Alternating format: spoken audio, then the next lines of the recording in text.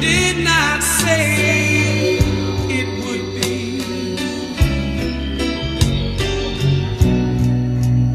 But when our tribulation, when they get so light, we tend to stray from thee, oh Lord. Lord, don't move that mountain.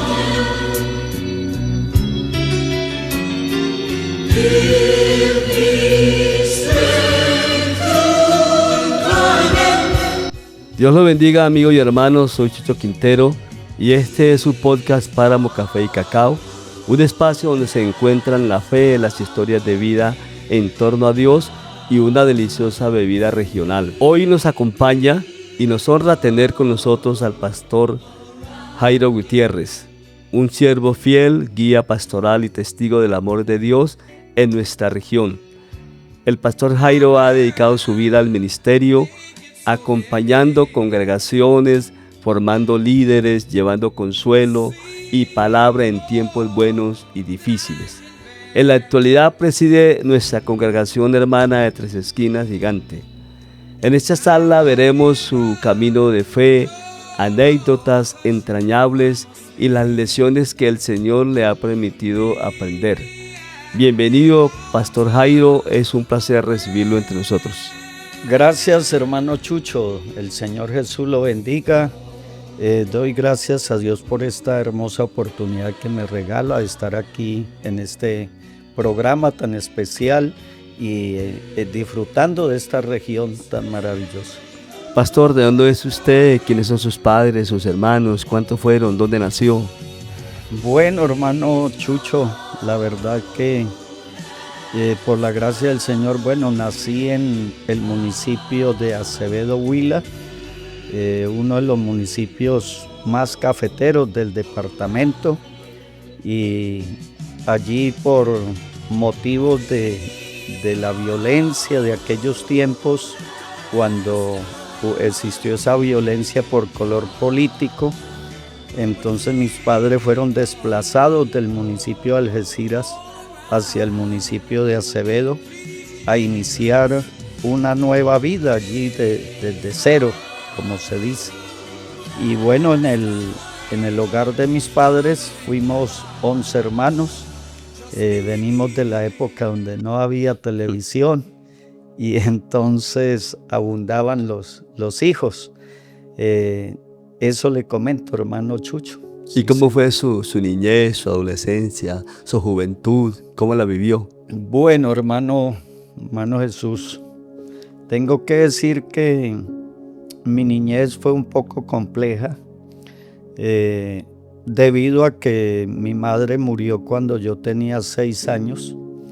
Habíamos un buen grupo de niños, todos pequeños, y tuvimos que criarnos al lado de mi padre.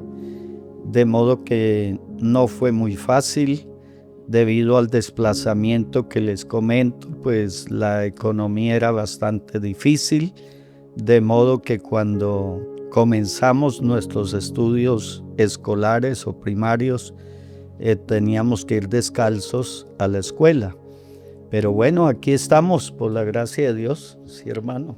¿Y cuál fue su primera experiencia en el Evangelio? ¿Cómo lo conoció? ¿Cómo encontró esa palabra?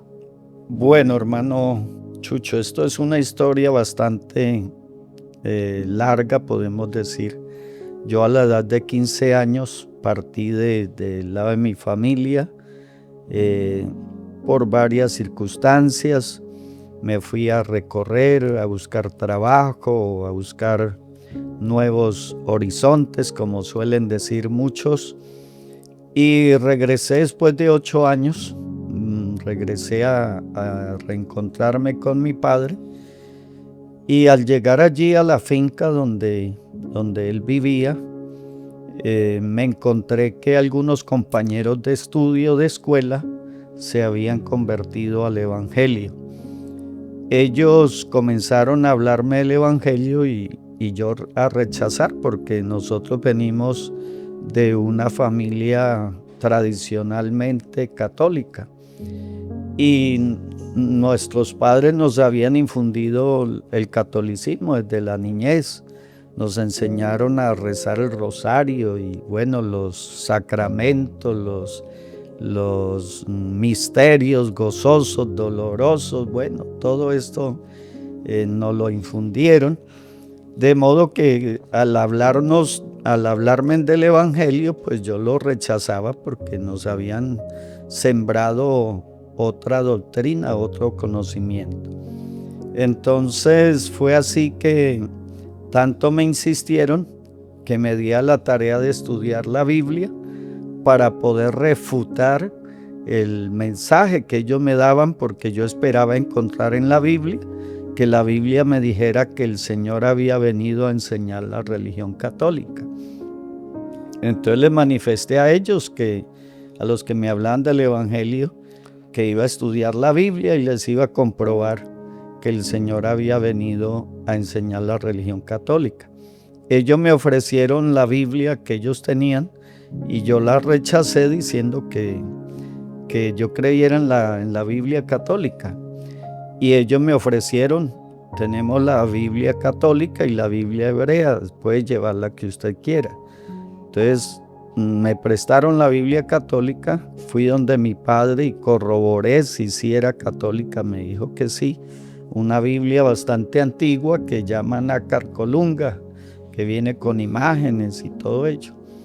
Me dediqué a estudiarla y me gustó tanto desde que inicié a estudiarla. En esa época, hermano Jesús, no había luz eléctrica, pues al menos en esa región. Y entonces nos alumbrábamos con luz de vela. Y yo me quedaba hasta la 1 de la mañana estudiando la Biblia, leyendo. Y los días que llovía, pues no iba a trabajar, entonces me encerraba a leer la Biblia. Total que leí los 72 libros de la Biblia católica en 4 meses y medio. Y me llevé una gran sorpresa porque cuando llegué a San Marcos capítulo 1, allí dice, principio del Evangelio de Jesucristo, Hijo de Dios. Entonces corrí donde mi padre y le pregunté, le dije, papá, usted me ha enseñado que el Evangelio es de Martín Lutero, pero aquí la Biblia dice que el Evangelio es de Jesucristo. Él dio la espalda y me dijo estas palabras, ya se está dejando lavar el cerebro de esos evangélicos, pero me dijo con algunas palabras muy despectivas porque él prácticamente como que aborrecía a los evangélicos debido a la tradición, a la religión que le habían sembrado a ellos. Bueno, entonces allí yo dije, mi papá está equivocado, la Biblia tiene la razón. Más adelante en el verso 14 y 15 dice, después de que Juan fue encarcelado, Jesús vino a Galilea predicando el evangelio del reino diciendo, el tiempo se ha cumplido, el reino de Dios se ha acercado, arrepentíos y creed en el evangelio. De modo que eso corroboró lo que me decían los evangélicos, los hermanos. Me decían que había que arrepentirse, que había que bautizarse, que había que creer en el evangelio para ser salvo. Entonces yo recuerdo, hermano, para abreviar un poco, recuerdo que yo me arrodillé, después de haber terminado de leer la Biblia, yo me arrodillé y le dije al Señor, Dios mío, muéstrame el verdadero camino. No me dejes equivocar, que yo vaya a seguir un camino equivocado, dejar un equivocado para seguir otro. Revéleme, muéstrame cuál es el verdadero camino. Y un día viernes, hermano Chucho, me levanté y dije, me voy a buscar la iglesia. Yo no sabía dónde quedaba la iglesia. Me fui para el pueblo. Llegué a una esquina y pregunté, ¿dónde hay una iglesia evangélica? Me dijeron, pues aquí hay 2. Allí abajo hay una y mire, allí arriba, a 2 cuadras, hay otra. Allá en Acevedo. En Acevedo. Me fui a la de 2 cuadras hacia arriba y resulta que ahí estaban los que me habían hablado del evangelio. Entonces entré y estuve en el culto. Y yo iba decidido a entregar mi vida al Señor. Habían como unos 9 hermanitos.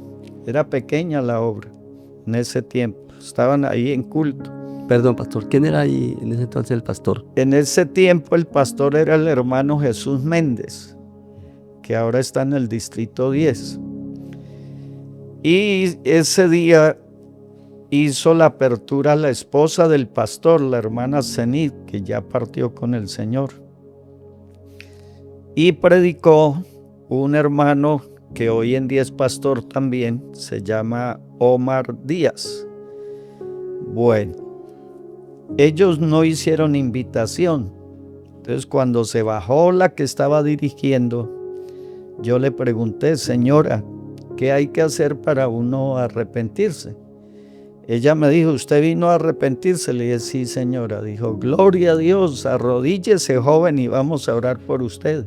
Vengan, hermanos, vamos a orar por este joven que se va a entregar al Señor. Así fue, hermano Jesús, hace 33 años por la gracia del Señor. Pastor, tomó la decisión de seguir el proceso pentecostal. Sí, señor. Y la pregunta es, ¿por qué y cuándo? Bueno, ¿por qué? Porque yo puedo decir que el Señor me reveló que este es el camino de la salvación y la vida eterna. ¿Por qué? ¿Para qué? Pues para ser salvo, hermano. Sí. Pastor, entonces ya usted tomó la decisión, se hizo bautizar, siguió el proceso, asistir a cultos, a dominicales, a domicilio. ¿Cuáles fueron los primeros cargos que usted obtuvo y cuándo llegó a ser pastor? Bueno, hermano, vea, yo tuve la experiencia de recibir el bautismo del Espíritu Santo a los 3 meses de haberme arrepentido. No era bautizado en agua. Yo fui bautizado en agua al año después de ser bautizado, porque el hermano Jesús no era bautista todavía, era obrero. Y el que le iba a bautizar a los convertidos era el hermano Artemo Jiménez, que era supervisor del distrito en aquella época. Entonces, como supervisor tenía mucho trabajo en el distrito, y el distrito era más grande en ese tiempo porque era Huila y Tolima. Entonces andaba mucho y no había tiempo para ir a bautizar. Entonces yo fui bautizado primero con el Espíritu Santo y después fui bautizado en agua. Al año, por motivos del Evangelio, mi padre me sacó de la casa. Entonces me desplacé hacia el lugar de San Adolfo. Yo me puse a trabajar en ese tiempo, hermano, en el campo, a hacer contratos a machete, limpiar cafeteras, potreros. En ese tiempo nada de guadaña, puro machete, y a coger café. Me hice unos ahorros y me compré 15 hectáreas de tierra en San Adolfo. Entonces me trasladé para allá. Y allá a los pocos días acudí a un taller que estaban dando un seminario de escuela dominical, para maestros de escuela dominical. Ese día me usaron por primera vez en el altar. Me pasaron a dirigir 2 himnos congregacionales, se dirigían en ese tiempo. ¿Se acuerda qué himnos? Sí, señor. Imagínate que eso fue, hermano, fue curioso. Como pues nunca me habían usado, más sin embargo se terminó el seminario y yo salí, me senté en un murito que había afuera del salón y me puse a entonar el himno número 146. Y salió alguien y me dijo, está preparándose para el culto. Yo le dije, aquí llenándome de aceite. Fue mi respuesta. Pero yo estaba sano que me iban a usar en ese culto. Cuando comenzó el culto, entonces dice el pastor Ignacio Rátiva, no sé si lo distinguió o lo escuchó mencionar. Él ya partió con el Señor también. El hermano Jairo nos va a dirigir en 2 himnos congregacionales. yo me acordaba del 146 en la viña del Señor. Y dije, bueno, vamos a entonar el himno número 146. Recuerdo que del susto no saludé. No saludé al público. ¿Cuántos años tenía, pastor? Tenía unos 25 años. Sí, señor. Bueno, entonces, entre tanto que entonaba ese himno, yo pídale, Dios mío, ¿cuál otro? ¿Cuál otro? Y no me acordé, no me llegó a la mente. Entonces se me ocurrió, como yo había visto que así hacían, vamos a entonar otro himno de lección del hermano Oliverio Díaz. El hermano Oliverio dijo, cantemos el 62, hermano, Cristo la roca. Y comenzamos a entonar el 62. Y así inicié en el servicio. Entonces ya me nombraron como maestro de escuela dominical. Después entré a ser parte de la directiva de los jóvenes, también de la directiva de misiones. Luego pasé a la junta local, fui diácono varios años, al lado de varios pastores. Y bueno, desde que, llevaba 3 añitos en el evangelio, hermano Chucho, cuando un pastor, Libardo Álvarez, no sé si lo distinguió, de acá de Garzón. Él fue pastor en Tarqui, en San Adolfo, bueno, en varios lugares. Él fue el primero que me hizo el llamado, o por medio de él el Señor me hizo el llamado al santo ministerio. Pero la verdad yo no entendía. Yo era un neófito, no entendía. Y a mí me daba risa cuando él me hablaba del ministerio. Yo decía, eso no es para mí, eso no, yo qué voy a ser pastor. Entonces, me insistió, es que quiero mandarlo a una reunión de aspirantes al Santo Ministerio, es para darle una carta, para que usted vaya.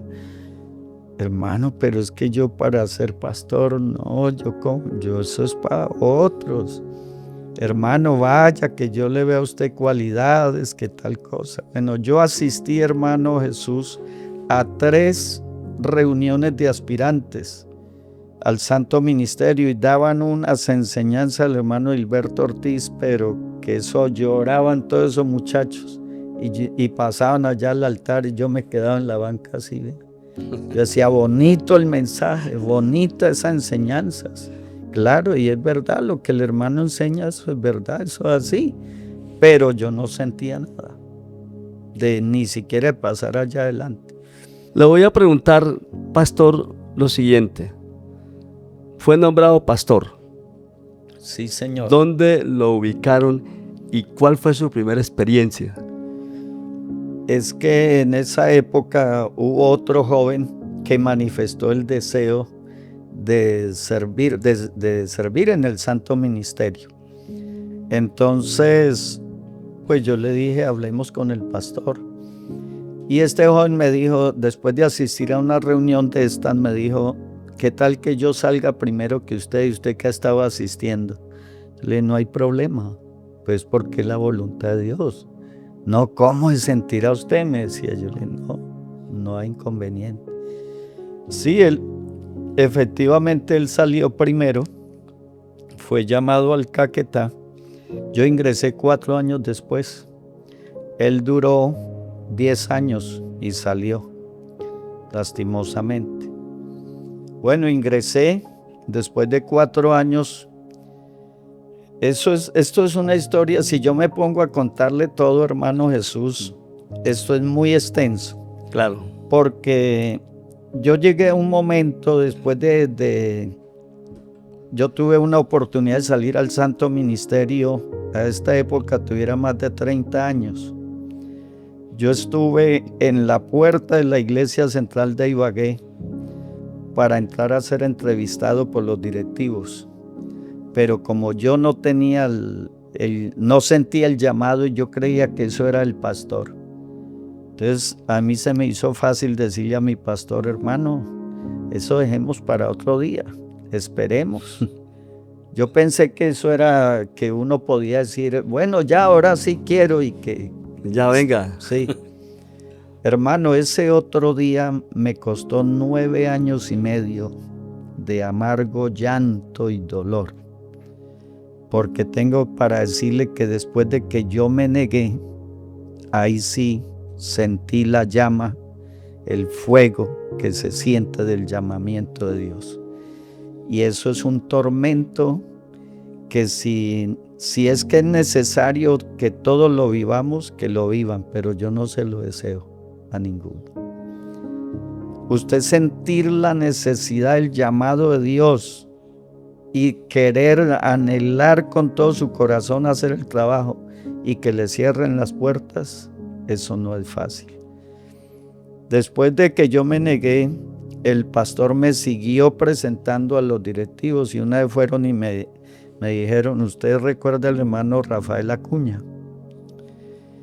Le dijo mi pastor al hermano Rafael, que era directivo, ve hermano, este es el joven que le he mencionado para el ministerio.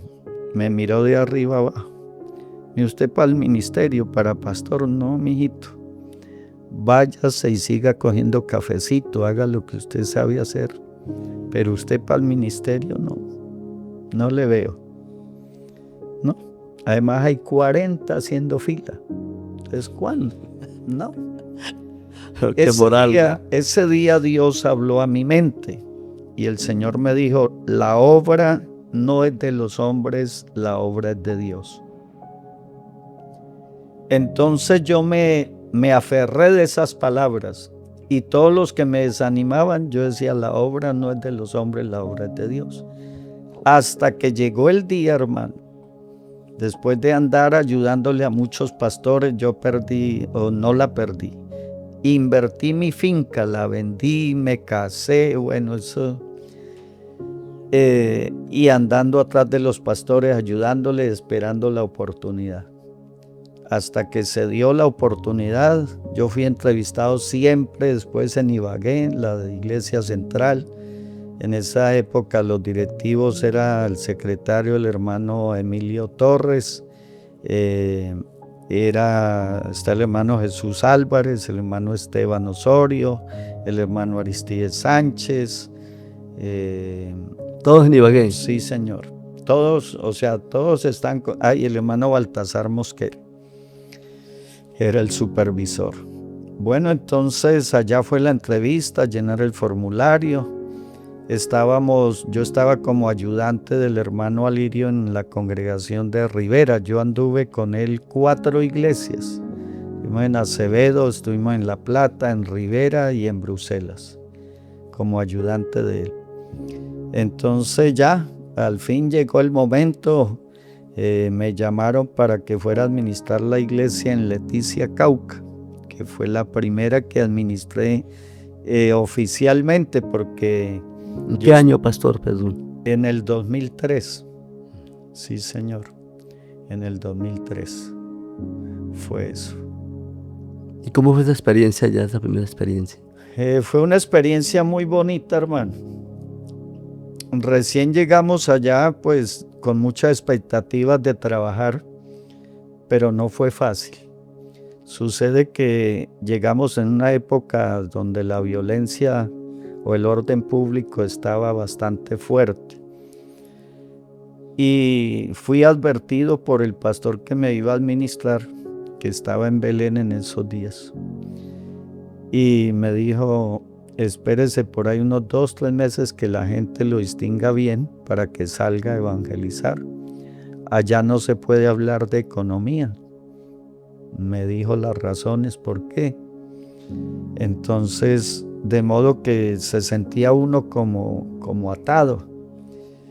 No obstante, yo vi una situación muy crítica, había una pobreza, una ruina, hermano, en ese lugar muy aterradora.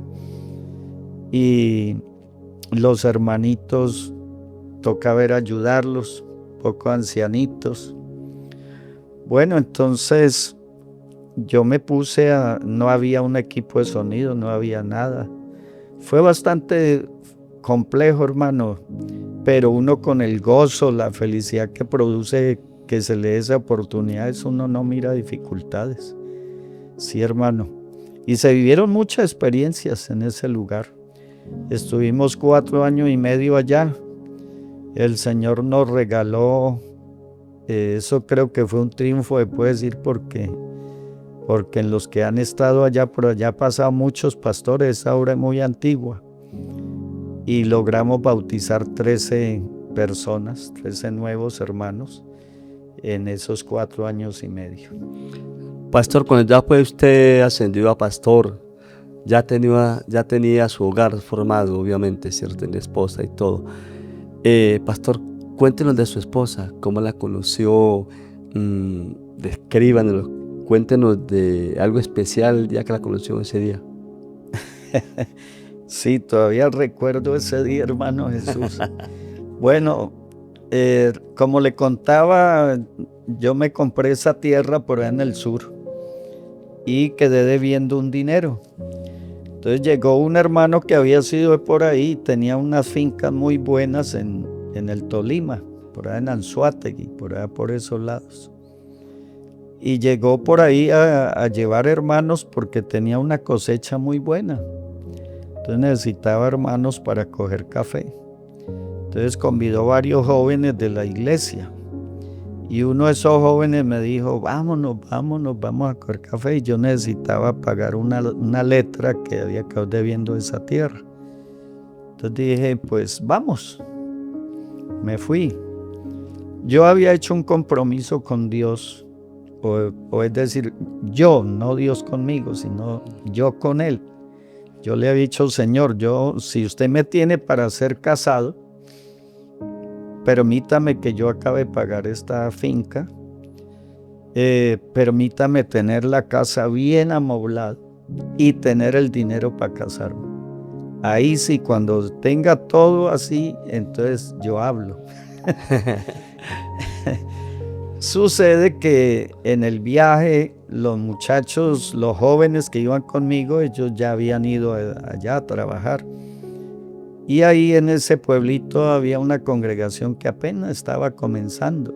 Era un grupito pequeñito, unos 20 tal vez, 20 hermanos. Y ellos hacían comentario de una joven que muy bonita, que había ahí, que servidora, que temerosa de Dios, y que el uno le iba a hablar y que el otro también, y bueno, que si el uno que no le ponía que al uno, le ponía que al otro. Y bueno, yo como era el más veterano, entonces ellos me pedían consejo. Y sí, bueno, la verdad, cuando íbamos llegando a la capillita, que eran unas hojitas de zinc así puesticas nada más, era el obrero, era el hermano Jaime Albán, que él es de acá, el del Huila también. Entonces llegué y ahí a la entrada había un árbol de mango y debajo del árbol estaba la joven que ellos mencionaban.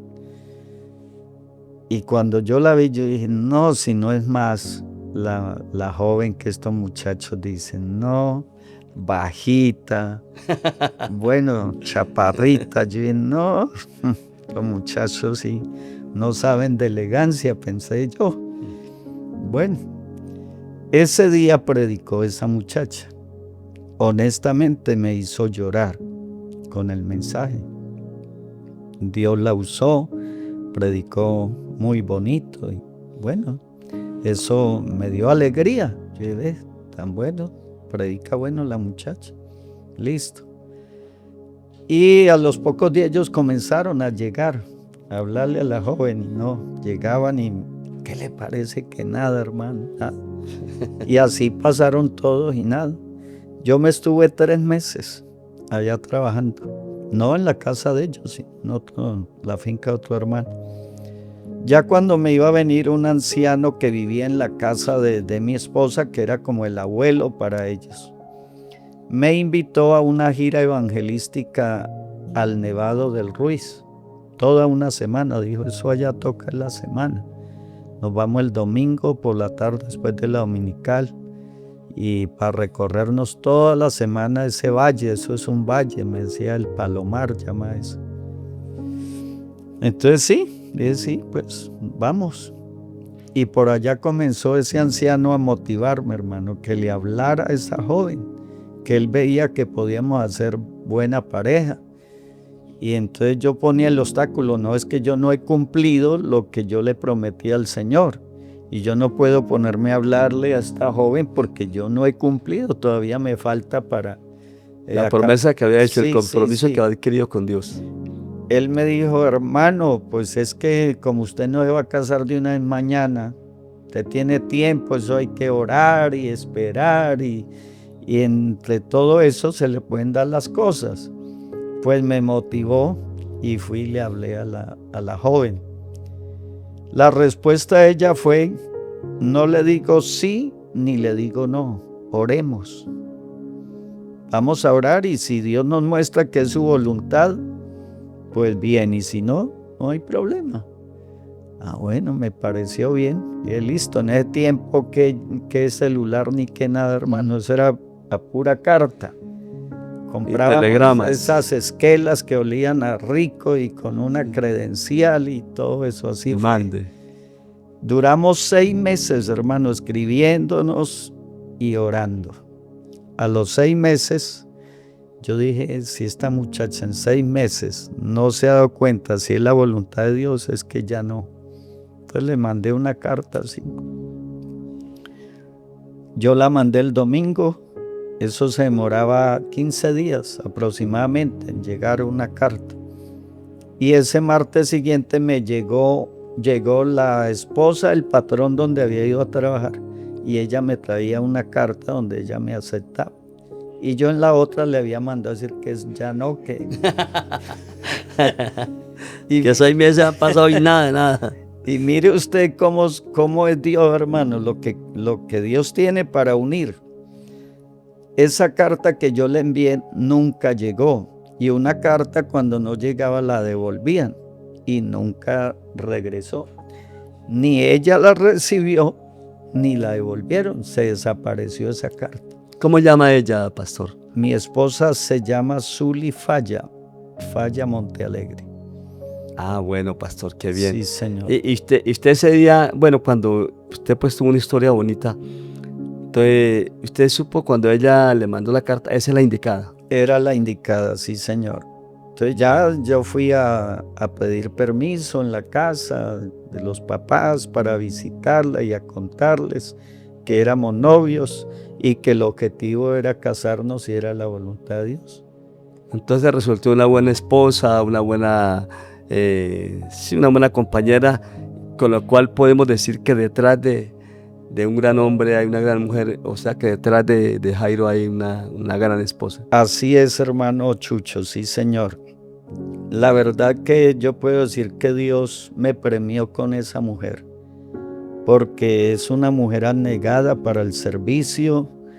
Llevamos con estas 6 congregaciones donde Dios nos ha permitido administrar y ha sido una mujer que se ha entregado, hermano, con toda para ayudarme en el ministerio. De esta experiencia de vida en Dios, pastor, cuéntenos una experiencia inolvidable. A ver, hermano, hay muchas. Una hacia la carrerita que después entramos ya en el oficio suyo. Sí, y nos va a señor. contar. Hay muchas historias inolvidables, pero yo podría decir que una que no se puede ir nunca de mi vida, fue el día que fui lleno del Espíritu Santo. Ese día lo recuerdo porque, bueno, es algo que los que lo hemos vivido no podemos describirlo con palabras. Un gozo, una felicidad que llenó muchas expectativas en mi vida y me proyectó precisamente para lo que somos hoy, por la gracia de Dios. Pastor, ya hemos llegado al final de esta primera parte, Sí, Señor. que es Caminos de Vida. Ahora entramos a otro segmento que se denomina Entre Aromas y Sabores. Entonces usted va a escoger entre las 3 bebidas más famosas de Colombia, de nuestra tierra, por supuesto: café, chocolate, aguapanela. ¿Cuál de esas 3 escoge? Hermano, el cafecito. Bueno, vamos Sí, a entrar en un buen café. Gracias, hermano. Sí, Señor. Pastor, hemos llegado a la segunda parte de nuestro episodio de hoy, que se denomina Entre Aromas y Sabores. usted ha escogido el café. ¿Por qué lo escogió, pastor? Bueno, hermano Chucho, pues a ver, el café es una bebida que tiene una larga trayectoria en nuestro departamento. Y pues a título personal puedo decir que desde mi niñez, desde muy niño, una de las tareas que nos ponía nuestro padre, nuestro papá, era embolsar tierra para hacer almácigos de café, cargar la arena para hacer el germinador. Entonces nos levantamos en medio del café y es una bebida que no podía faltar todos los días. Era la primer bebida del día. Entonces uno se cría como en ese ambiente y pues de verdad que por la gracia de Dios nuestro café aquí en nuestro departamento es de un aroma muy delicioso. Sí, hermano, entonces no hemos podido dejarlo. Este café es de un lugar que llama La Perla. Creo que usted ha oído hablar de ahora ahí. Señor, Es un lugar agroturístico muy bonito que tiene gigante, es un símbolo a nivel huilense, incluso es famoso a nivel nacional. Y en muchos otros países ya se denomina La Perla. Un saludo para José, su esposa. Lo estamos disfrutando allá desde La Perla. Pastor, cuéntenos un logro personal y ministerial que ha tenido en su vida. Un logro de tantos que habrá tenido seguramente. Puedo decir, o si puedo mencionar dos. Uno, que el Señor me ha permitido empezar de cero y dedicar algunos lugares de predicación, como es el lugar de Aipecito, como fue en Quituro, aquí de Tarqui. Lo que se llama abrir obra. Sí, Señor, abrir obra y dejar el salón ya dedicado, entregado con todos sus muebles y enseres. Y número dos, que me ha permitido promover dos jóvenes al santo ministerio que lo están ejerciendo en el momento. Eso. Y a nivel personal, pastor. A nivel personal, bueno, Dios en el santo ministerio me ha permitido pues capacitarme un poco intelectualmente porque yo no había terminado mis estudios secundarios y pude terminar mi bachiller, graduarme y también hacer unos estudios pastorales en la Universidad Bautista. Entonces son logros que Dios me ha permitido y espiritualmente, familiarmente, bueno, tener mi hogar bien conformado, mi hija ya casada, un par de nietas que las queremos mucho y ahí vamos, hermanos, sí, Señor. ¿Cómo fue su primer día al llegar a la congregación de Tres Esquinas? ¿Cómo se sintió? Bueno, hermano, eso fue un día de bastantes expectativas porque pues yo no conocía el lugar.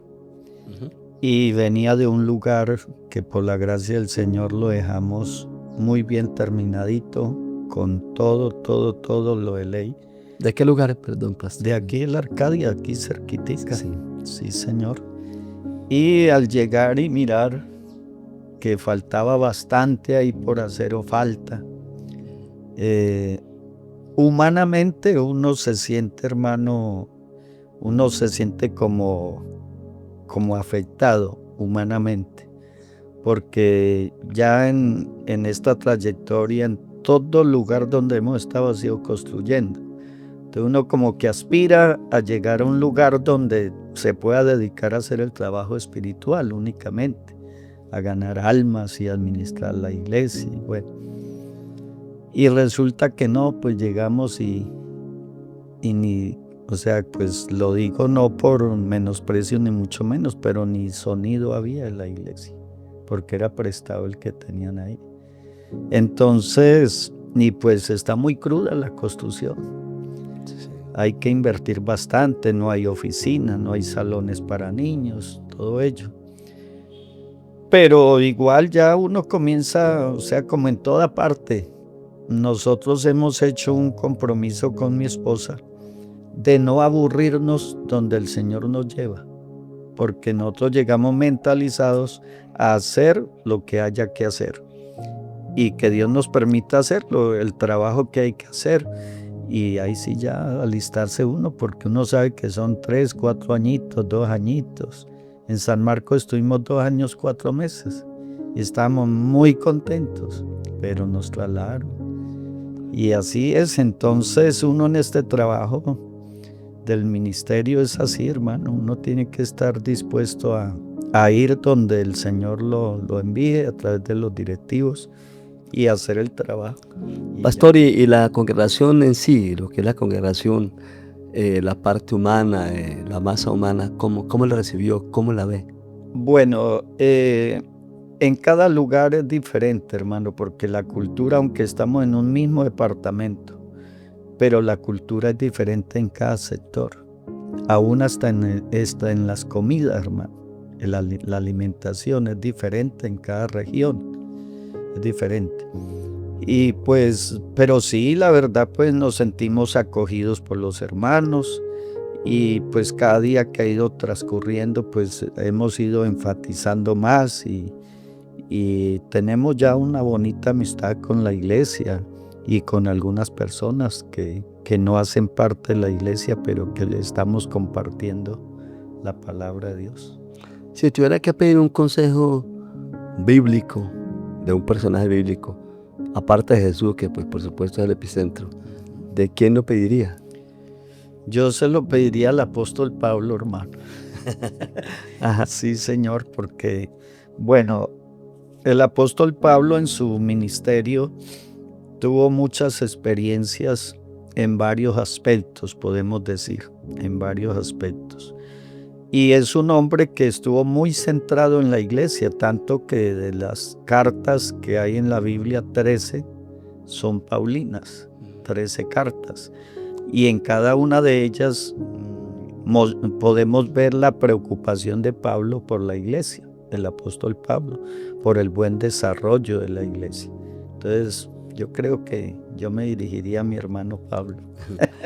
Pastor, ¿cómo equilibra su vida espiritual, familiar, con las responsabilidades pastorales ahí en su iglesia? Bueno, hermano, yo le tengo que ser honesto, hermano Chucho, en ese aspecto. La verdad, yo he sido muy entregado a la obra. Nuestros directivos nos dicen, ustedes deben de sacar un día en la semana para que se lo dediquen a la familia.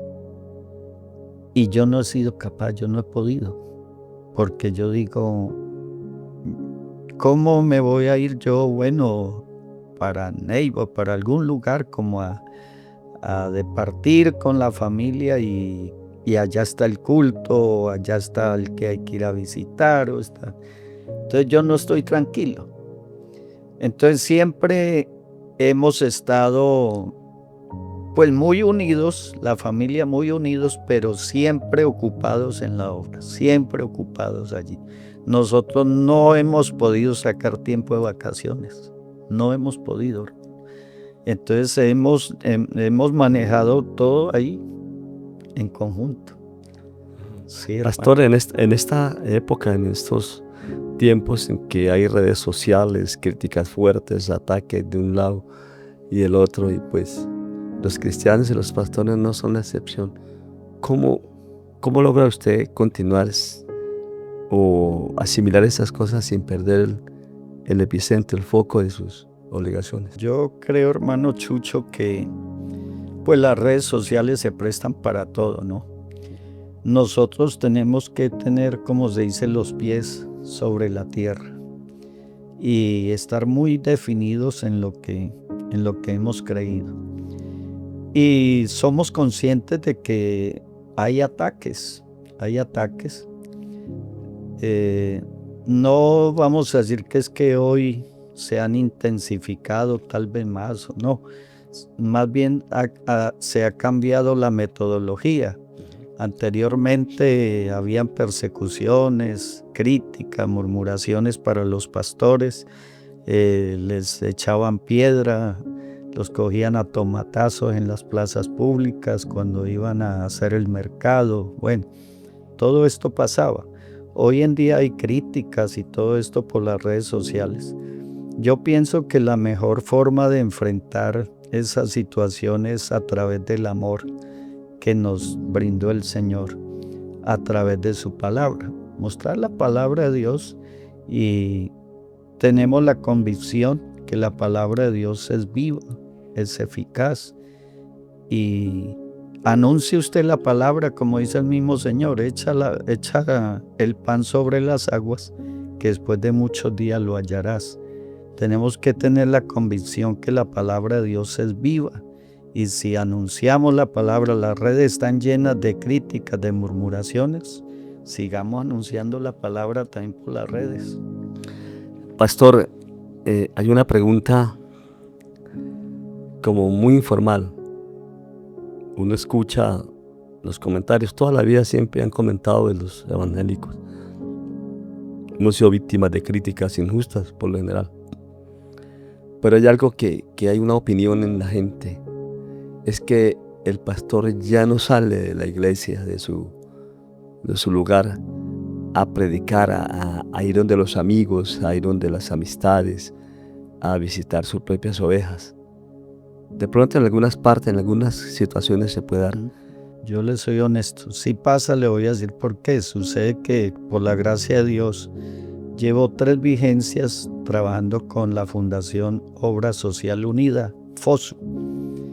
Y eso hace que uno tenga muchas salidas, porque aparte de reuniones ministeriales, tiene unas reuniones con el tema de la FOSU, de esta fundación.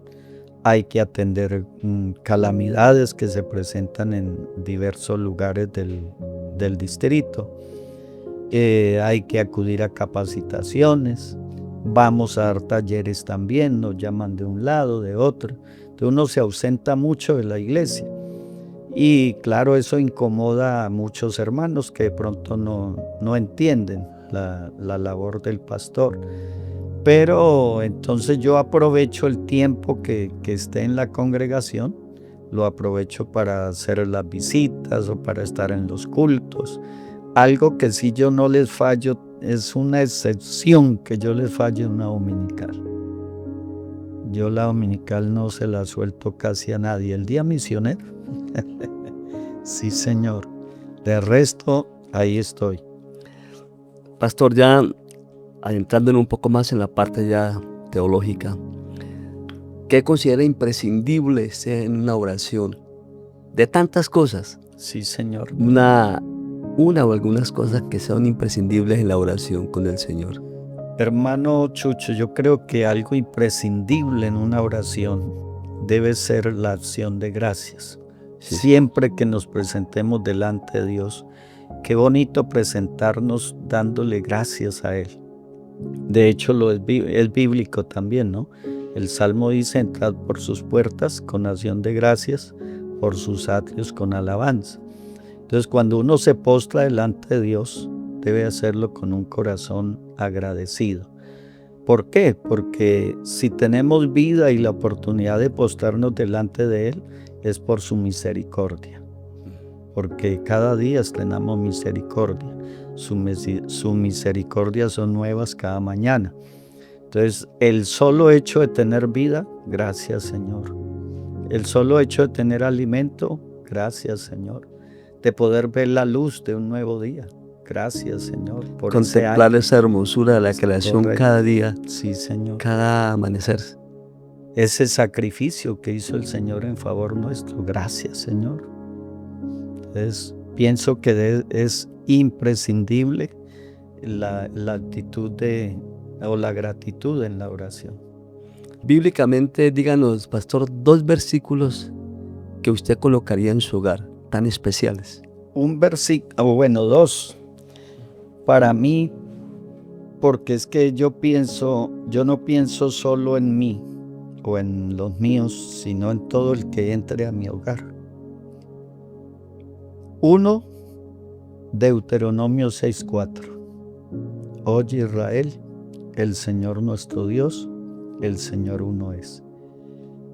Porque eso no debe ir solamente en lo interno, sino que todos los que se relacionen con nosotros puedan ver y entender que hay un solo Dios. ¿Sí? Entonces, si llegan a la casa y ven: oye Israel, el Señor nuestro Dios, el Señor uno es, Deuteronomio 6:4 fue un mandamiento que el Señor dio y dijo: lo tendrán en los dinteles de tus puertas, lo colocarás como frontales entre tus ojos, lo repetirás a tus hijos estando en su casa, al acostarte, al levantarte y yendo por el camino. Esas palabras, porque son de suma importancia, porque estamos en un mundo, hermano, que está lleno de doctrinas equivocadas. Entonces es necesario presentar al verdadero Dios. Pastor, por lo que se cree es que cuando hay la crianza de hijos, sobre todo en hogares cristianos y en hogares pastorales, es que hay una crianza como muy lasciva, muy condescendiente. ¿Usted es de los que cree todavía que en una mano debe ir el pan, es decir, el amor, y en la otra debe ir la vara para equilibrar eso? En ese aspecto hay que decir que los seres humanos cambiamos mucho y el mundo va evolucionando, ¿sí? Y decían en una ocasión, en una charla de psicología, decía alguien que nosotros somos los últimos hijos en sujetarnos a nuestros padres y los primeros padres en someternos a nuestros hijos. Y eso puede ser cierto. Es verdad. Sí, señor. Anteriormente, recuerdo en la época de mi crianza, si uno se intrometía donde estaban los adultos hablando, con la mirada nomás le decían qué pasaba después de que se fuera la visita. Y lo que pasaba era un par de correazos, ¿sí? Le decían a uno grosero, irrespetuoso. Cuando están hablando los mayores, los menores no se meten o tal cosa, no interrumpen. Y nos criaron así. Hoy día, pues entendemos que hay muchos más mecanismos para disciplinar a nuestros hijos. Y que con amor, con el verdadero amor, también ellos se sujetan. La palabra del Señor nos enseña que es necesario corregir a nuestros hijos y habla de la vara y la corrección, ¿cierto?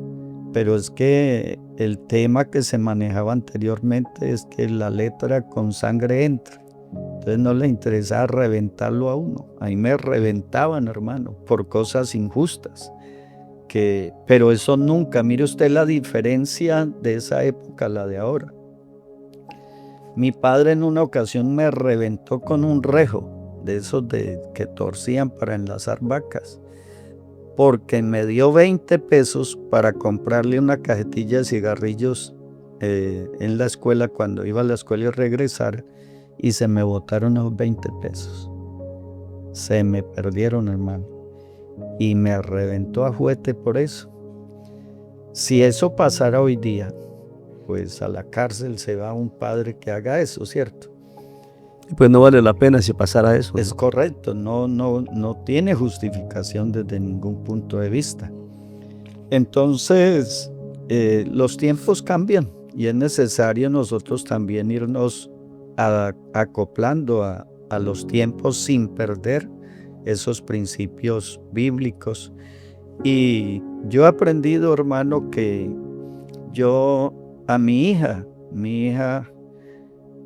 creo que la castigué unas 3 veces, que le di fuete. Pero vea, yo me sentaba con mi hija en el borde de la cama y le decía: hija, te voy a castigar. No, papi, no lo haga, no me pegue. Hija, acuérdate que yo te dije que a la tercera vez que tú me fallaras, yo te castigaba. Sí, papi, pero no, perdóneme. Y me lloraba, hermano. Me lloraba diciéndome que no la castigara. Entonces yo le decía: hija, me duele tener que castigarte, pero lo voy a hacer, y si no, yo quedo por mentiroso delante de usted, porque yo le prometí que a la tercera, y tú la cometiste. Entonces, con dolor: papi, ore por mí, me hacía orar hasta 5 veces. Pero yo no se la rebajaba, hermano. Yo le daba 1 o 2 que lo sintiera. Y esa hija me quiere hasta el día de hoy, se me sienta en las piernas. Ese amor ha trascendido en las nietecitas. Y vea, la nietecita prefiere estar con nosotros que ni con los papás. Y yo a esta niña yo no le pego. Yo puro por las buenas la llevo. Y no es que sea perita dulce tampoco. Pero pues tampoco no son rebeldes ni nada, ¿no? Pastor, mire que esa respuesta suya nos hace recordar las realidades de los tiempos, eso es cierto. Señor. Por ejemplo, yo tengo muchos años y era el cuarto de una familia de 14. Y yo nunca supe fue que mi papá me sentara en las piernas, ¿sí? Me sentaba en las piernas y era hombre, mijito, las vainas son así, asá, o de la mamá. Ni nunca vi a mi mamá sentar a sus hijitas en las piernas, venga, mi amor, hacia acá, no. Es una cuestión muy difícil para uno. En cambio, yo recuerdo, yo tengo una hija de 39, 40 años, otra de 38 años, ya hijos. Uno de 30 y otro de 20, entre 20 y 30. Y yo he sido capaz de sentarme con ellos, ya ellos estando bien grandes, en un mueble o de jóvenes, los sentaba en mis piernas, mire, mijito, así, así. Y yo diría que si a mí me pegaron unas 50 veces en mi vida, yo no le pegué 3, 4 veces a mis hijos. Fue diferente. Claro. ¿Ya? Y casi yo no anunciaba y decía, no es que la tercera que me la haga, no, hacía una y uno los castigaba, pero pues no programaba como los castigos. A mí me hubiera gustado que me hubieran creado así. Claro. Me hubieran creado con amor y a uno le pegaban por cosas absurdas. Entonces hoy en día uno como que no trata de hacer con los hijos lo que hicieron con uno. Y si son nietos, pues, y los tiempos cambian y la libertad de los hijos, la capacidad de los hijos hoy en día, los muchachos, a aprender de las redes, de todo es grande y son más despiertos que uno. Uno no tenía internet, no tenía televisor, casi ni radio, ellos lo tienen. Entonces no es tanto la ley que les diga los protege, sino es que ellos tienen otra dinámica para con uno, que uno le hubiera gustado que desde entonces pasara con nosotros. Pastor, entonces hemos combinado esa segunda parte entre aromas y sabores. ¿Ya la acabó? Sí, Señor. Y vamos a entrar a otra sección que se llama 7x7. No la multiplicación. No. 7 cosas que le vamos a preguntar a usted y 7 respuestas. Ajá. ¿Sí le parece? Sí, Señor. Pastor Jairo, hemos llegado a otra parte, a otro segmento de nuestro podcast y ahora abordamos una sesión que llama 7x7 y queremos pedirle que nos cuente top 7 momentos trascendentales en la Biblia y por qué esa enseñanza considera que nos deja algo especial cada acontecimiento. Qué bien, hermano Chucho, sí, Señor. A ver, la Biblia está llena de acontecimientos, tanto en el Antiguo como en el Nuevo Testamento. Pero sí, podemos hablar de algunos 7, vamos a mencionar algunos del Antiguo Testamento y otros en el Nuevo. Si hablamos del Antiguo Testamento, me parece muy importante este acontecimiento del diluvio, cuando Dios llamó a Noé para que construyera el arca, porque se iba a venir ese juicio de parte de Dios, que fue conocido o es conocido hasta el día de hoy como el diluvio. Vemos cómo pues era tan difícil en esa época poder creer a ese acontecimiento, porque bíblicamente vemos que no llovía sobre la tierra en aquellas épocas. Es decir, que el diluvio marcó de la época de las lluvias de ahí para acá, porque anteriormente la Biblia nos dice que subía un vapor de la tierra y regaba las plantas. De esa manera se sustentaba la vegetación. De modo que venir a hablar de un diluvio en esa época, cuando nadie había visto llover, pues era difícil de creerlo, como le es difícil hoy en día a la gente creer que Cristo viene por su iglesia, ¿sí? En aquella época Dios le habló a Noé y le dijo lo que iba a hacer con los moradores de la tierra y con toda carne a causa de la desobediencia, a causa del pecado. Y vemos cómo Noé obedeció al llamado de Dios para construir aquella embarcación donde los únicos que creyeron fue él, su esposa, sus hijos y las nueras.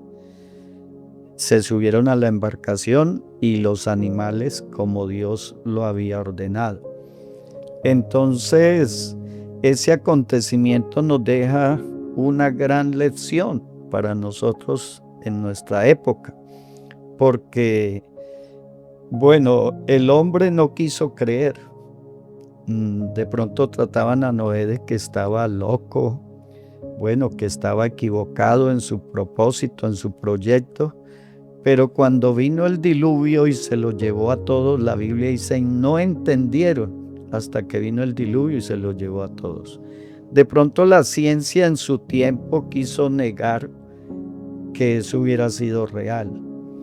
Pero hoy en día la misma ciencia, la arqueología nos dice que han descubierto que el arca está en el monte de Ararat, convertida en un bloque de hielo, pero que conserva su imagen de embarcación.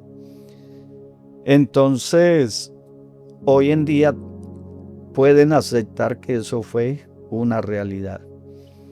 ¿Qué enseñanza, qué lección nos deja?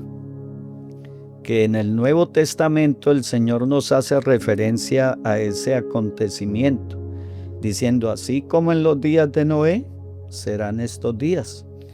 Estarán bebiendo, casándose, dándose en casamiento, hasta que en el diluvio y se los llevó a todos, así será la venida del Hijo del Hombre. Entonces, es el primero, el segundo. Sí, Señor. Podemos hablar de Abraham, otro acontecimiento, como fue el llamamiento de Dios a Abraham, cómo Dios llama al hombre y el hombre que quiere obedecer a Dios puede salir aún sin saber a dónde debe de ir. Por eso creo que Abraham fue el que fue llamado el padre de la fe, porque salió sin saber a dónde ir. Y eso le fue contado por justicia, porque Dios le dijo a Abraham cuando estaba en Ur de los Caldeos, vete de tu tierra y de tu parentela al lugar que yo te mostraré. Y dice que salió sin saber a dónde ir. Pero más adelante Dios le mostró y le hizo algunas promesas, como que en su vejez iba a poder engendrar un hijo y que iba a tener una descendencia como las estrellas del cielo y como la arena del mar en número. Y dice que Abraham le creyó a Dios y esto le fue contado por justicia, y efectivamente a la edad de 90 años engendró a Isaac. Y la mujer, la esposa Sara, que había sido estéril, y ya le había pasado la costumbre de las mujeres, pero para Dios no hay nada imposible. Dios la hizo fértil a una edad avanzada y pudo concebir y dar a luz a Isaac. El tercer acontecimiento. Hablemos de un tercer acontecimiento, el de un joven, el joven José, que aunque fue vendido por sus hermanos y fue llevado como esclavo, y como estas cosas que suelen pasar hasta el día de hoy, la patrona se enamoró del empleado y quiso estar con él. Pero José era un joven temeroso de Dios. Y José le dijo, ¿cómo podré yo fallarle a mi patrón, que me ha puesto sobre todo y nada se ha reservado excepto tú, que es su esposa? ¿Cómo podría hacer yo este grande mal? Pecaría o fallaría contra él y contra Dios. Y esta mujer, pues al ver que no pudo convencer o conquistar a este joven, quiso tomarlo por la fuerza, y él prefirió dejar su túnica, su ropa en las manos de ella y huir. Y eso lo tomó ella, esas vestiduras las tomó como prueba para decir de que el muchacho quiso violarla, quiso abusar de ella. y por ese motivo José fue a la cárcel. ¿Qué lección nos deja esto? Que aunque José era un joven y fue sometido a tantas pruebas hasta ir a la cárcel injustamente, pero permaneció fiel a Dios. Y allá en la cárcel Dios le permitió hallar gracia. Y cuando salió de ahí, fue nombrado gobernador de todo Egipto. Entonces, yo creo que así como José en aquella época pudo vencer aquellas pruebas, tentaciones que le llegan a todo joven, el día de hoy también a los jóvenes les llegan muchas pruebas, tentaciones y todo esto. Pero si tenemos al Dios de José, podemos vencer. El cuarto, pastor. Vamos con otro joven, también podemos decir que fue Daniel. El joven Daniel, un hombre muy bien fundamentado en su posición, en su fe, y fue incitado a tener que doblar sus rodillas ante otros dioses, ante unos dioses paganos, a adorar a otro dios, pero José no quiso hacerlo. Fue también o quisieron obligarlo a contaminarse con los alimentos del rey que eran ofrecidos o sacrificados a un dios pagano, y prefirió alimentarse con legumbres y agua con tal de agradar a Dios. Y eso hizo que Dios lo librara del horno de fuego. Eso permitió, esa fidelidad de Daniel permitió que Dios nunca lo abandonara, sino que estuviera siempre con él. El quinto, pastor. Vamos con el quinto. Entonces vamos a mirar algunos acontecimientos ya en el Nuevo Testamento. Y yo diría que el acontecimiento más grande que existe en la Biblia es la manifestación de Dios en carne. Sabemos por la Biblia que Dios es espíritu, según Juan 4:24. Pero es un misterio, como dice Pablo en la primera carta a Timoteo, el capítulo 1, el capítulo 3, verso 16 o 1:16. Me corroboran si son tan amables. Bueno, entonces Pablo allí está hablando de que la manifestación de Dios en carne es un gran misterio, ¿sí? Grande es el misterio de la piedad. Dios fue manifestado en carne. Esa manifestación de Dios en carne dividió la historia de la humanidad en un antes y en un después. Por eso encontramos en las historias bíblicas que nos mencionan antes de Cristo o después de Cristo.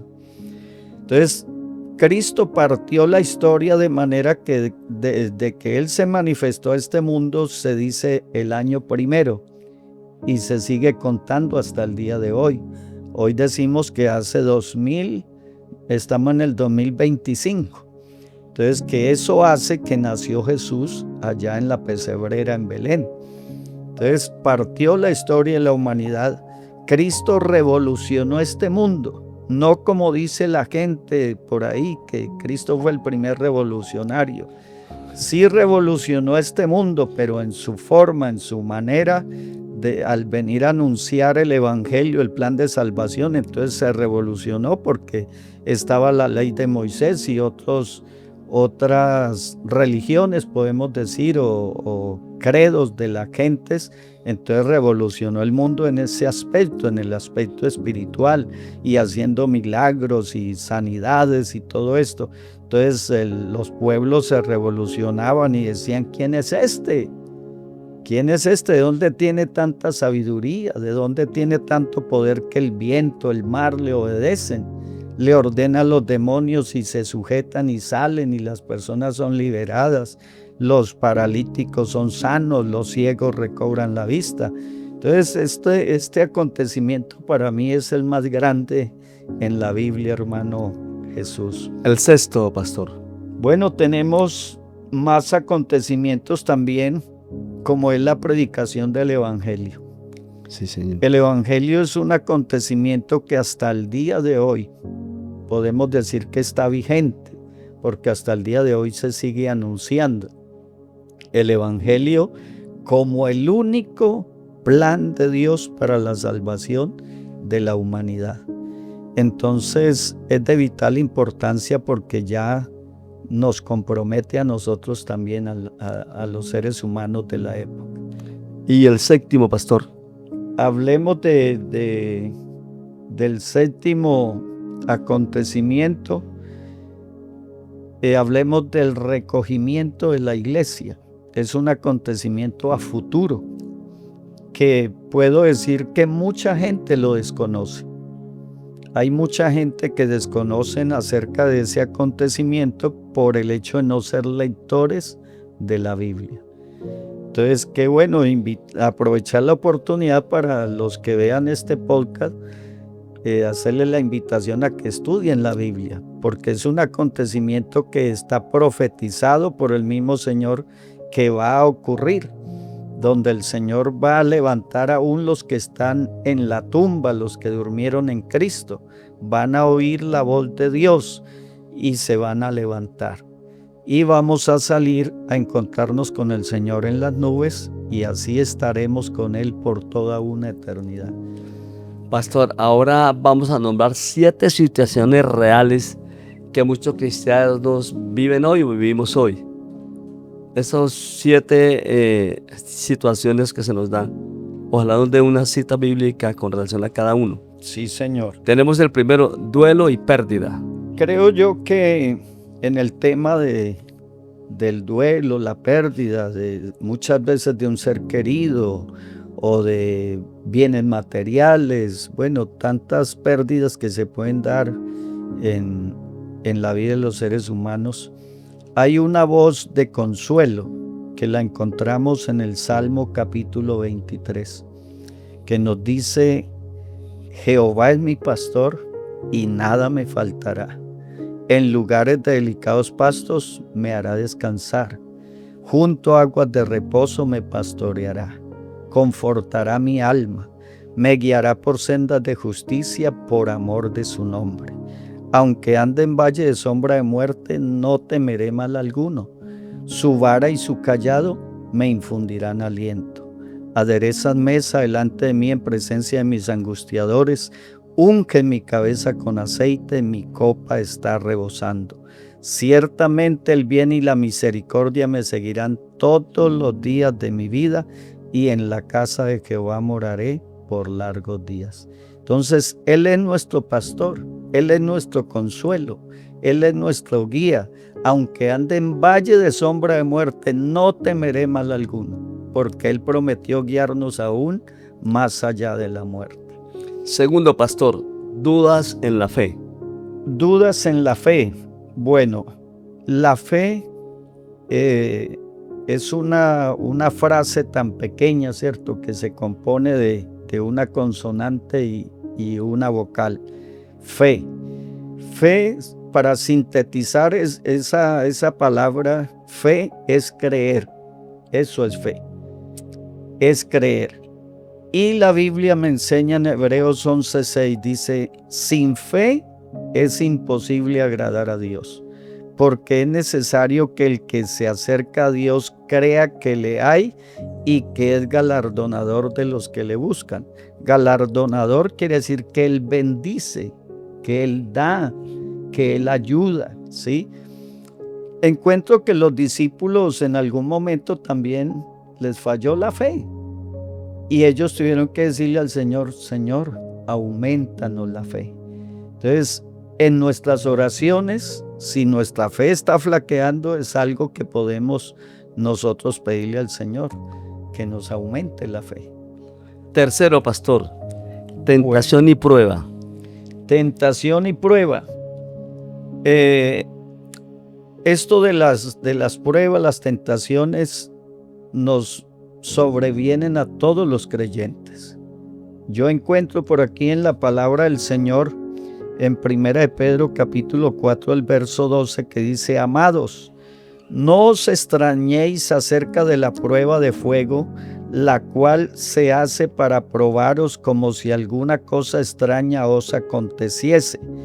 Antes bien, regocijaos en que sois participantes de los padecimientos de Cristo, para que cuando su gloria sea revelada, os regocijéis con gran alegría.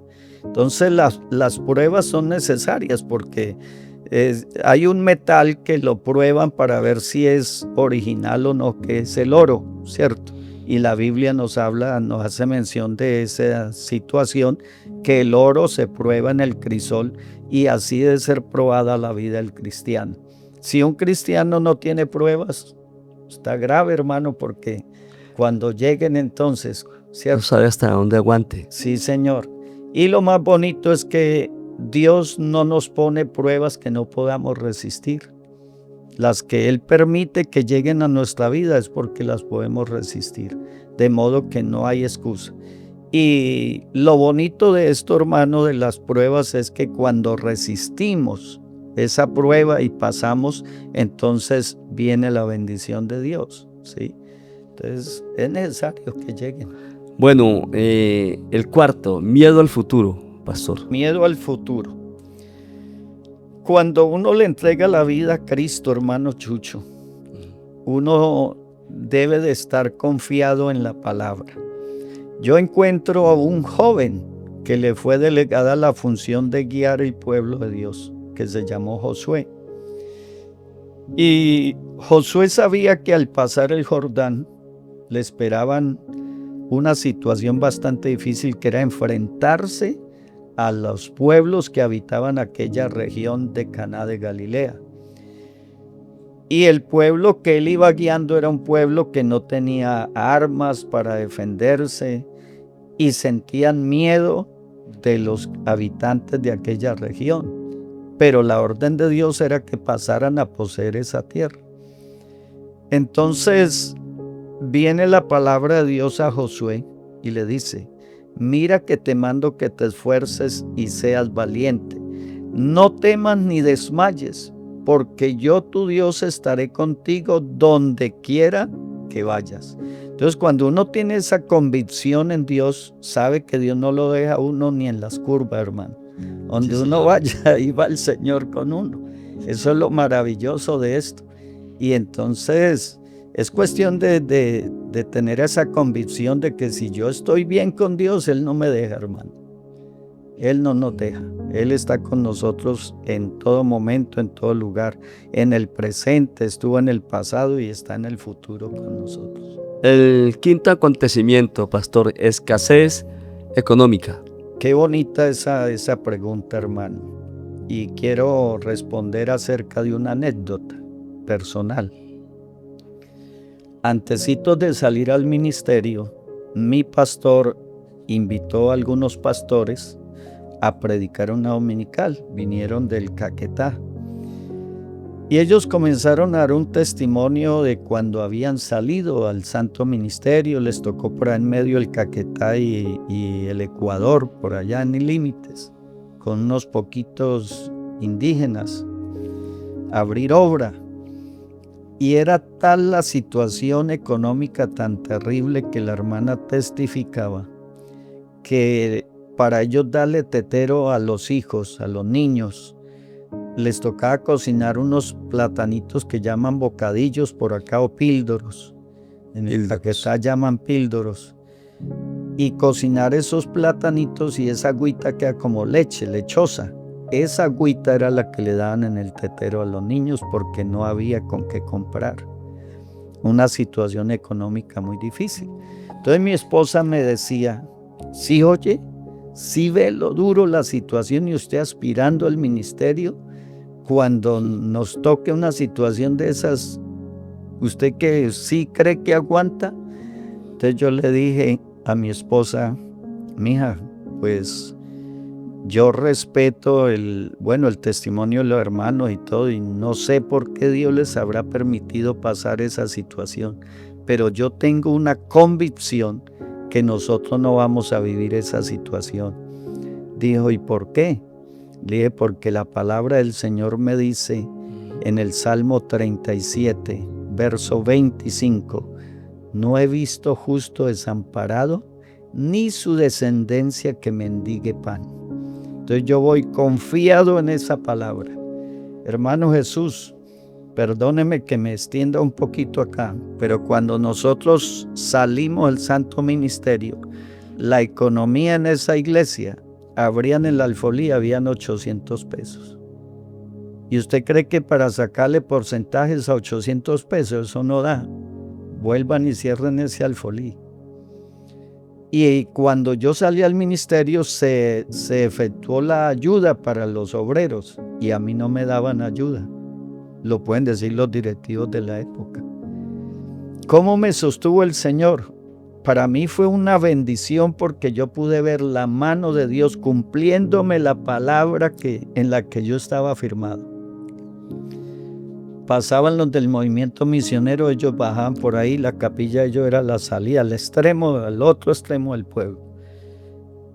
Y tocaban ahí, pastor, yo salía, sí, a la orden, Dios lo bendiga. Pastor, es que vengo a traerle estas primicias. ¿Y usted no es que congregan abajo? Sí, señor, a esas primicias le tocan al pastor de allá abajo. No, pastor, es que Dios nos puso el sentir de dejarle esto a usted. Me llevaban moras, llevaban arracachas, frijoles, todo lo que sea en lo frío, hermano. Sí, señor. Pasaba el bus que va para Popayán y Cali todos los días a las 8 de la mañana. Algún día se bajaba alguien, paraba en ese bus y se bajaba alguien corriendo. Pastor, sí, a la orden. ¿Qué es que aquí le mandaron esto? Yo recibía y salía. ¿Quién? Salían corriendo y subían al bus. Me daban 50,000 pesos en ese tiempo, 30,000. Me invitaban a predicar los vecinos, me daban los pastores, me daban viáticos, todo eso. Nos llevaban cosas de un lado y otro. Así nos sostuvo el Señor 8 meses. A los 8 meses, el directivo recaudador me pidió disculpas. Hermano, tengo mucha pena con usted. Yo a usted no le he consignado ayuda, pero aquí está. En ese han ahorrado. Me tenían el ahorro como de 1.200.000 en ese tiempo y billeticos pequeños, pero era un montón grande. Yo muy contento, hermano. Eso sí es plata, dijo usted. Nos fuimos y compramos ropita, lo que necesitábamos, hermano. Entonces, en nosotros se ha cumplido esta palabra. Y yo vivo aferrado a esa palabra. No he visto justo desamparado, ni su descendencia que mendigue pan. Entonces, en tiempo de escasez, nosotros sabemos de quién dependemos. En la pandemia, hermano, que nadie iba a culto, en la pandemia fue cuando más Dios nos bendijo. No faltó alimento, allá llegaba primicias, pollos, lo del campo, todo llegaba allá, hermano, y lo dimos en multiplicar en la primicia, en la pandemia. Entonces Dios cumple su palabra, hermano. El sexto momento, pastor, persecución o rechazo por la fe. Tenemos también la respuesta en la palabra del Señor, Mateo capítulo 5, el verso 10. Bienaventurados los que padecen persecución por causa de la justicia, porque de ellos es el reino de los cielos. Bienaventurados sois cuando por mi causa os vituperen y os persigan y digan toda clase de mal contra vosotros mintiendo. Regocijaos y alegraos porque vuestro galardón es grande en los cielos, porque así persiguieron a los profetas que fueron antes de vosotros. Entonces ahí tenemos la respuesta. Que vengan persecuciones, que nos rechacen, gloria a Dios, siempre y cuando estemos haciendo las cosas correctamente. Entonces, gracias a Dios porque así persiguieron al Señor, lo vituperaron, a sus discípulos también. Y el Señor dijo, si esto hicieron con el árbol verde, ¿qué no harán con las ramas secas? ¿Cierto? Entonces, el séptimo acontecimiento, pastor, llamado al servicio o cambio de vocación. Ya, no, esto es un llamado, hermano. Esto es un llamado al servicio.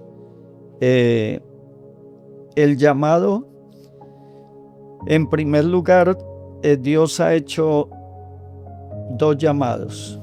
Uno a la salvación y otro al servicio, ¿sí? Esto del santo ministerio esto es exclusivo de Dios. Usted lo encuentra en la carta del apóstol Pablo a los Efesios, el capítulo 4, el verso 5. Él dice que Él fue el que constituyó a unos apóstoles, a otros profetas, a otros maestros, a otros pastores, a otros evangelistas, con una sola finalidad, dice la de perfeccionar a los santos para la obra del ministerio, para la edificación del cuerpo de Cristo. De modo pues de que esto no es que a mí me pareció cambiar de vocación y entonces voy a convertirme en un pastor o tal cosa. No, esto es directamente un llamado de parte de Dios. Pastor, en el último punto de esta entrevista tenemos verbo y parábolas. Es un espacio en donde usted escoge del 1 al 24 un número, el que usted escoja, entonces es una parábola, la lee y nos da una corta reflexión al respecto. Entonces, ¿qué número escoge, pastor? Hermano, coloquémosle el 7, número de perfección. Número pleno, bueno, el 7.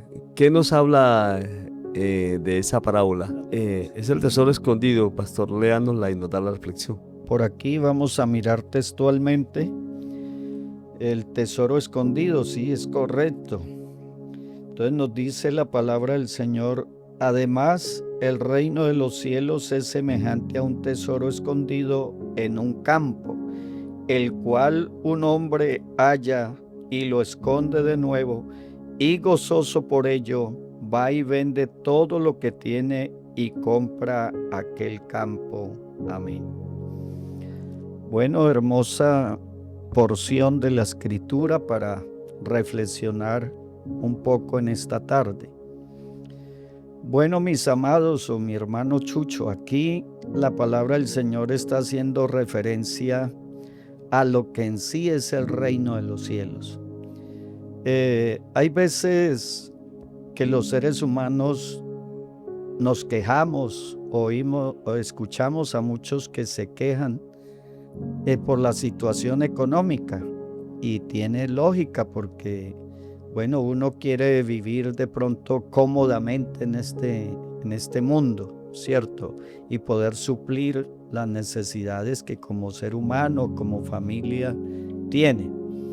Pero cuando nosotros entendemos que lo que hemos recibido cuando recibimos el Evangelio, recibimos la riqueza más grande que un ser humano puede recibir, eso llena nuestras expectativas.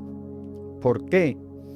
Porque el Señor comparó el reino de los cielos con ese tesoro escondido, el que encuentra un hombre y va y lo esconde de nuevo, vende todo lo que tiene y compra ese campo con tal de hacerse a ese tesoro que es el reino de los cielos. Nosotros no tuvimos que vender nada. El que lo dio todo por nosotros se llama Jesucristo el Señor. Él sí lo dio todo por nosotros, para darnos esta riqueza tan grande que es la salvación de nuestras almas. De modo pues que no tenemos casa aquí, no tenemos casa, pasaron los años y no tenemos una casa de propiedad. Eso no nos debe de preocupar tanto, de afligirnos, mejor, digamos que nos aflijamos por eso, porque mientras hayamos perseverado siéndole fieles a Dios, el Señor dice que en la casa, en el cielo, tenemos una casa hecha por Dios para cada uno de nosotros. En San Juan 14:6 dice: no se turbe vuestro corazón ni tenga miedo. ¿Creéis en Dios? Creed también en mí. En la casa de mi Padre muchas moradas hay. Si no fuera así, yo os hubiera dicho antes. Voy pues a preparar lugar para vosotros, para que donde yo estoy, vosotros también estéis. Y si me fuere y os prepararé el lugar, vendré otra vez y os tomaré a mí mismo, para que donde yo estoy, vosotros también estéis. Entonces, que aquí no tuvimos una casa, se nos fue la vida y no pudimos adquirir una propiedad, pero si somos fieles a Dios, allá vamos a tener una mansión, hermano Chucho. Entonces, eso por ese lado no debe de mortificarnos a nosotros. Al Señor le dijeron los discípulos se acercaron a él y él les expresó, les dijo: teniendo pan y abrigo, conformaos con esto, ¿sí? Y yo creo que el pan no nos ha faltado, el abrigo tampoco. Un techo, así sea en arrendo, como sea. Con esto no quiero decir de que no tengamos aspiraciones, ¿cierto? Uno debe tener aspiraciones y en lo posible tener su propiedad, ¿sí?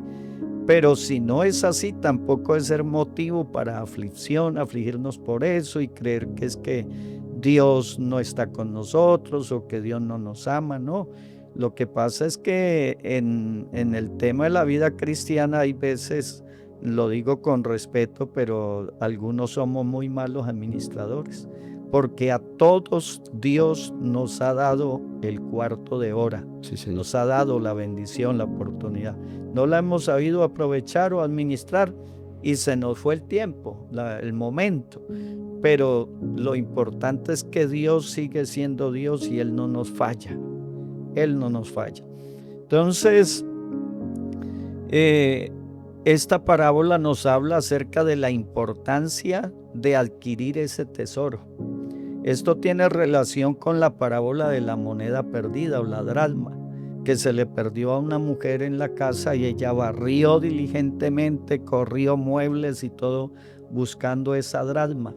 Y cuando la encontró se gozó tanto que fue y llamó a sus vecinas y les dijo: venid y gozaos conmigo, porque la dracma que había perdido ha sido hallada. Entonces, cuando nosotros que andábamos perdidos encontramos el camino de la salvación, eso debe producir un gozo muy grande en nosotros. Y no solamente en nosotros, sino que la palabra del Señor dice que cuando un pecador se arrepiente, hay fiesta en los cielos. Los ángeles hacen fiesta. Entonces, venid y regocijaos conmigo, porque mi dracma que había perdido ha sido hallada. Ese tesoro que encontré, así me toca despojarme lo que sea, pero le echo mano a ese tesoro que es la salvación. ¿Por qué? Porque la salvación, la Biblia nos enseña que no, aunque ganemos el mundo entero, con eso no podemos comprar la salvación. Ni con todas las perlas preciosas ni riquezas de este mundo se puede comprar la salvación. Porque la salvación de nuestras almas tuvo un solo precio, que fue la sangre que el Señor derramó en la cruz. Ese fue el precio que se pagó por la salvación de la humanidad.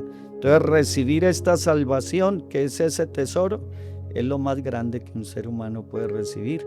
Y la invitación es a que los que no lo han recibido, lo reciban, para que seamos ricos. Pastor Jairo, muchas gracias por esa reflexión. Y ahora sí llegamos al final de este espacio, Pastor. Gloria a Dios. Y lo invitamos a que usted nos haga una reflexión, Pastor Jairo, acerca de todos los que hoy en día caminan en el Señor, pero que por alguna razón están cansados y atraviesan pruebas, algo así. Que al final de este espacio, Pastor, usted nos regale una reflexión como ser humano, como hombre, como una persona de experiencia, para que los hermanos o los amigos se encuentren en esa reflexión un consuelo a su situación. Qué bien, hermano. Gracias por la oportunidad. Y me gustaría que reflexionemos acerca del Salmo capítulo 103, los primeros 5 versículos que dicen: bendice alma mía Jehová, y bendiga todo mi ser su santo nombre. Bendice alma mía Jehová, y no olvide ninguno de sus beneficios. Él es quien perdona todas tus iniquidades, el que sana todas tus dolencias, el que rescata del hoyo tu vida, el que te corona de favores y misericordias, el que sacia de bien tu boca, de modo que te rejuvenezcas como el águila. Amén. Entonces vamos a reflexionar al respecto. Los seres humanos en este mundo somos transitorios. Aquí vamos de paso. Vinimos por un lapso de tiempo que lo desconocemos. Solamente Dios sabe cuántos días o años nos permite estar en este planeta Tierra. Aquí vamos de paso. Y mientras que estamos en este mundo, pues como seres humanos, tenemos que enfrentarnos a la realidad de la vida, y la realidad de este mundo es que este es un mundo imperfecto, ¿sí? Es un mundo imperfecto, lleno de obstáculos, lleno de dificultades, de lamentos, de tristezas. Casi que son más los momentos de duelo que los momentos de felicidad para el ser humano. Precisamente por eso el Señor nos quiso prometer una patria mejor, porque si aquí fuera un paraíso, ¿para qué el Señor nos promete una patria celestial? Pero como este es un mundo imperfecto, entonces nosotros los seres humanos debemos de aprender a vivir en este mundo con sus imperfecciones, pero teniendo en cuenta que hay un Dios que es muy bueno, que ha sido muy bueno y es bueno con la humanidad. Entonces, el salmista consideró la situación de este mundo. Si recitáramos todo el salmo, ahí él habla aún de nuestra condición. Dice, él se acuerda de nuestra condición, que somos polvo. Y también de lo que estoy diciendo, la brevedad de la vida. Se acuerda de que somos polvo, y el hombre como la hierba son sus días, que florece como la flor del campo, que pasó el viento por ella y pereció, y su lugar no la conocerá más. Entonces él, considerando la condición del ser humano acá, él llegó a la conclusión: no hay nada mejor que ser agradecido con Dios. Y comenzó a ver la mano de Dios en cada una de las áreas de su vida. Bendice, alma mía, a Jehová, y bendiga todo mi ser, todo mi ser, su santo nombre.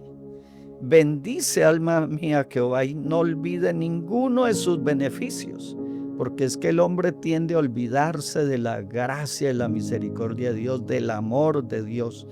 Entonces, no olvides ninguno de sus beneficios, porque Él es quien perdona todas tus iniquidades. ¿Quién más? No hay otro que pueda perdonar nuestras iniquidades. Él es el que sana todas tus dolencias, el que rescata el hoyo de tu vida. Hermano Chucho, en estos años de vida que tenemos, no me lo están preguntando, yo tengo 60 añitos recién cumplidos. No sé usted cuántos tendrá, pero yo creo que no estamos tan lejos. Usted está más joven. Más viejo. No, Yo. tal vez más joven. Bueno, de todas maneras, en ese transitar, en ese recorrido, hemos vivido muchas experiencias en las cuales en algunas nos hemos dado cuenta, en otras no, de cómo Dios nos ha guardado, de cómo nos ha librado aún de la muerte. Y estar con vida a estas alturas es un motivo para decirle: bendice, alma mía, al Señor, porque otros a la edad de 17, de 20, de 13 han pasado a la eternidad. Pero usted y yo yo en el 6º piso, usted por ahí en el 5º, yo creo. Bueno, ahí vamos, ¿sí? ¿Y quién nos ha ayudado a llegar hasta aquí? La gracia, la misericordia de Dios. Entonces eso lo entendió David.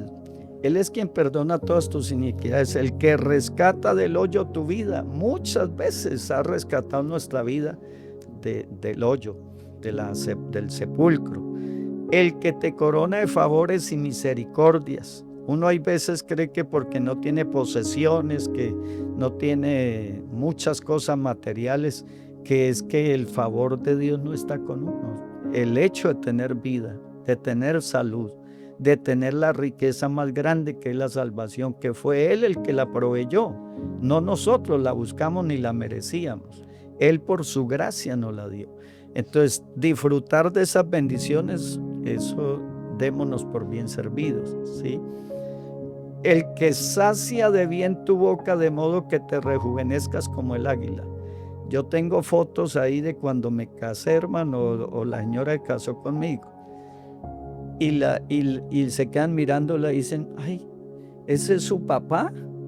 le dicen a mi esposa, ese es su papá, porque muy viejito, usted casó con ese viejito, porque yo era muy flaquito, hermano, flaquito y un bigote, severo bigote, y bueno, eso claro, parecía un viejito al lado de ella. Entonces, y pues estaba nuevo en el camino, tenía como 3 años y medio de haberme arrepentido. Entonces no había cambiado mucho todavía físicamente, porque el Señor sí lo rejuvenece a uno.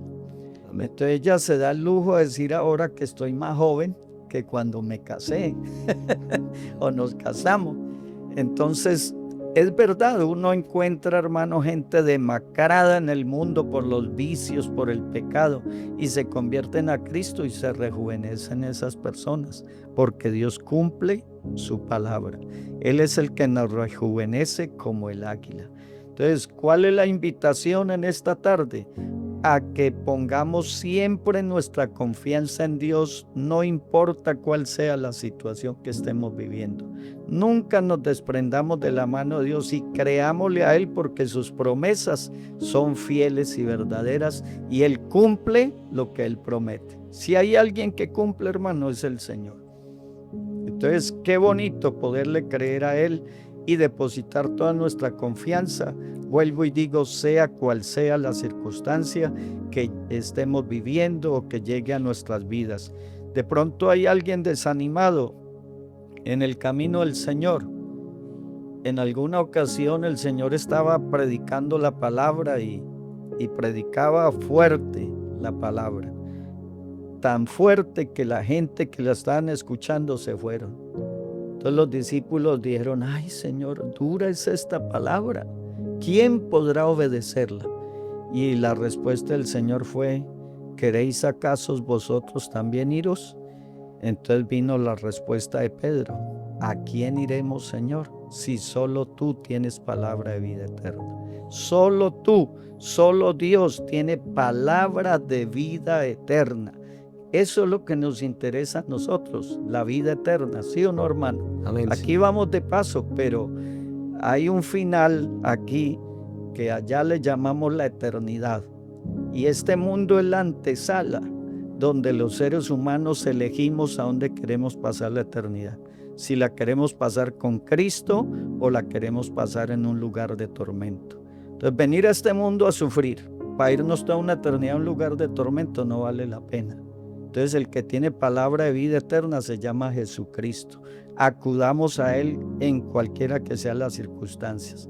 Hemos vivido experiencias, hermano Jesús, y todos los que van a ver esta reflexión o escuchar. Experiencias donde no había un peso, lejos de la civilización, y nuestra hija enfermarse con una fiebre terrible, hermano, que disvariaba.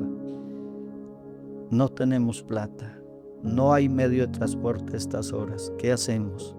Cogimos la palabra de Dios, leímos, sobre los enfermos pondrán sus manos y sanarán. Y pusimos nuestra mano sobre nuestra niña, reprendimos la fiebre. Al otro día amaneció totalmente sana, pero su rostro demacrado, tanto que fue a la escuela y le conocieron. Eran una escuela de monjas. Y vino la monja a decirle a mi esposa, ¿qué le pasa a la niña? Esa niña está muy demacrada. El rostro se le ve que la niña está enferma o qué le pasa. Entonces mi esposa le contó. Anoche estuvo con una fiebre terrible que disvariaba y lo único que pudimos hacer fue orar por ella y el Señor la sanó. El médico diagnosticó a mi hija, hermano, que tenía un problema de salud de sus ojos, que teníamos que le formuló esas gafas de vidrio grueso para que pudiera ver, y el profesor ya le había dicho a mi esposa, mire, su niña está enferma en los ojos, porque si la pongo atrás, ella se atrasa, no copia, y la pongo adelante y entonces ella alcanza a ver bien. Háganle ver los ojos. Y entonces esa niña ha sido de fe y dijo, no papi, yo no voy por allá, ore por mí. Y oramos, hermano, y hasta el día de hoy no necesita gafas, ve bien. Y era una niña como de unos 7 añitos, tal vez 8 añitos. Y hoy en día ya tiene 30 años, no necesita gafas. Entonces el Señor la sanó. Entonces, ¿cómo no vamos nosotros a vivir agradecidos, confiados en un Dios que nos ha mostrado su gloria, nos ha mostrado su poder en el momento que lo hemos necesitado? Hemos clamado y Él nos ha respondido. En todas las áreas, hermano, en todas las áreas de nuestra vida, ahí podemos ver la mano de Dios obrando en favor nuestro. Y es el mismo Dios de todos. Entonces, basta que le creamos, hermano. Creer, porque usted hace un momento me preguntaba acerca de la fe, y eso es lo que hay veces se mengua la fe, y creemos que eso es como un imposible. No, para Dios no hay nada imposible, nada imposible para Dios. De nuevo, Pastor Jairo, nuestros agradecimientos por su presencia, por acompañarnos en este espacio. Gracias por su tiempo y pues también por toda la historia que nos ha contado, por sus reflexiones, su parábola y esta última reflexión que nos hace. De nuevo, nuestros agradecimientos y las mejores bendiciones de parte nuestra para usted. Gracias. Y nuestro Dios, por supuesto. Hermano y amigo de nuestro podcast Páramo Café y Cacao, si este episodio le pareció bueno, el próximo que viene les aseguro que estará mucho mejor. El Señor Jesucristo los bendiga. Amén, amén.